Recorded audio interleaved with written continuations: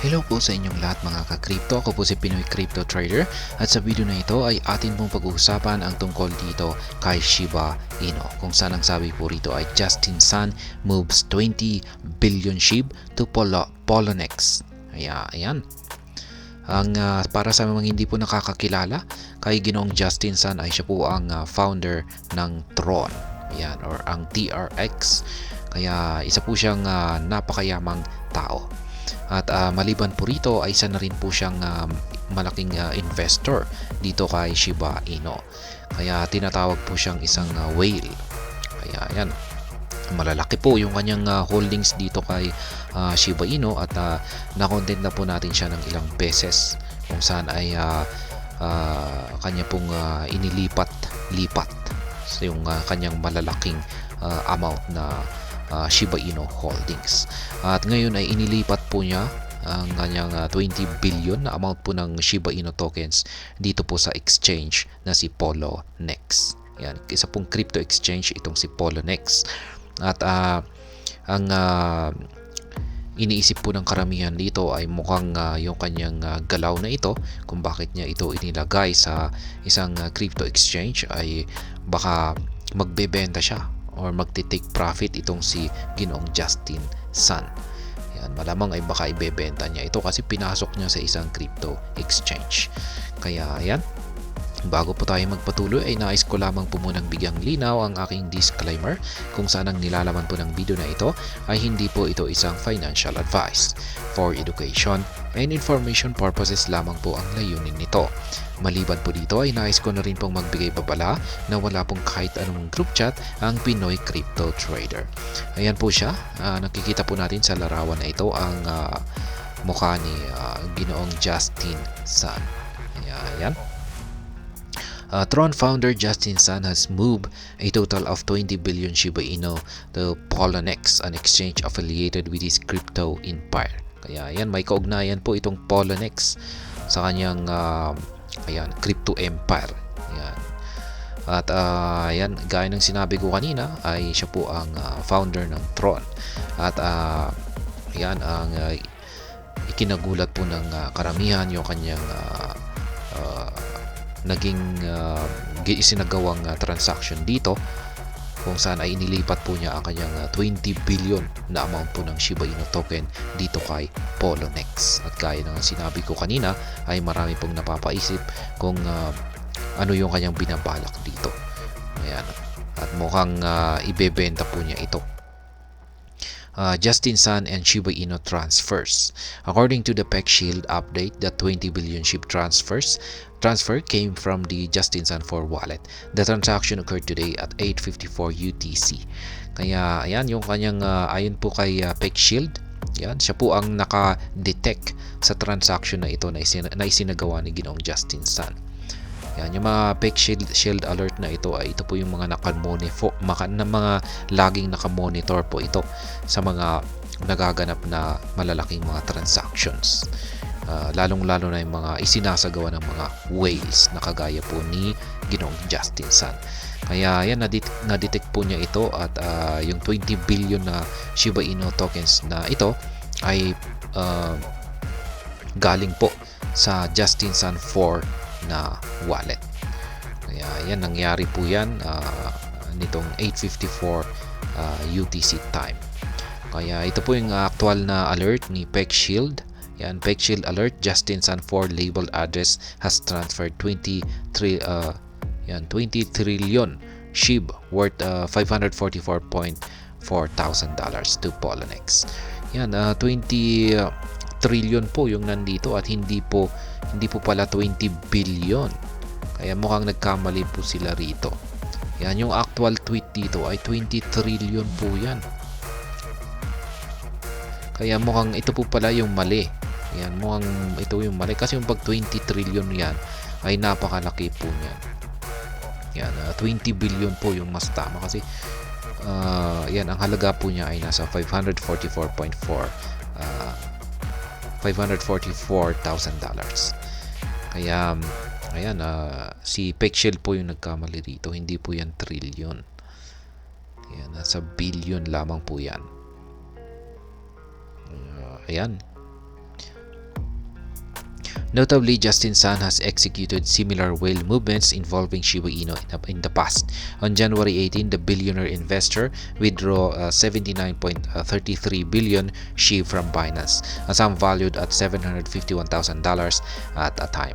Kaya yan na rin, na-content na po natin yan, at ito na nga yung sinasabi ko kanina, kung saan ay si Ginoong Justin Sun ay nag-accumulate po. Yan, na-content po natin yung kanyang accumulation dito kay Shiba Inu nitong mga nakaraan. At yan, lagi po siyang madalas po siyang bumili dito kay Binance. At ayan na nga, isa lamang po rito ay yung kanyang pagbili noong nakalipas na January 18. Yan, 79.33 billion na Shiba Inu tokens yung kanyang binili dito kay Binance. The Shiba Inu transfer is a pattern with Justin Sun as he ranks as one of the top 5 whales known for regular Shiba Inu movements. Ayan. In December, wallets linked to Justin Sun withdrew a total of 577 billion Shiba Inu worth about $6 million from Binance. Kaya ayan na naman. Ito na rin yung mas malaki pa na wallet na may kaugnayan po dito kay Justin Sun, ang nag-withdraw na naman ng 577 billion na amount ng Shiba Inu tokens mula kay Binance, at ang halaga po nito ay $6 million. Kaya ibig kong sabihin ay talagang malaki na ang kinita ni Ginoong Justin Sun. Kaya ayan, nararapat lamang po siguro na siya ay mag-take profit na. Kaya yan, yung malaking tanong dito ay, is it a good time to sell Shiba Inu? Ayan, marami pong nagtatanong na rin dito. Ito na nga ba yung oras para mag-take profit na? Kaya yan, for some investors seeing gains at the moment, this might be a good level to take profit. However, with SHIB riding the Bitcoin growth trend, it might hit its all-time high price in the near term. Kaya yan, marami raw pong mga investors ngayon dito kay Shiba Inu ang nakakakita ng gain or may kita na. At iniisip po nila na malamang ay ito na yung tamang oras para mag-take profit. Yan. Ngunit si Shiba Inu ay patuloy pa rin pong hinakatak ni Bitcoin.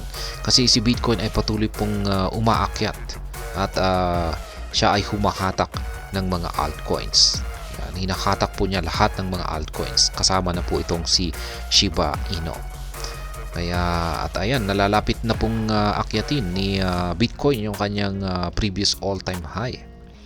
Should this possibility play out, selling off now might be a premature move, a phenomenon that experienced traders like Justin Sun are not oblivious of. Kaya ayan, sabi rito, ayan, dahil dito sa patuloy na pag-angat ni Bitcoin, yan, ay umaangat pa rin po siya, ay kung magte-take profit daw po tayo ngayon dito kay Shiba Inu, ay isa po itong napakaaga na move.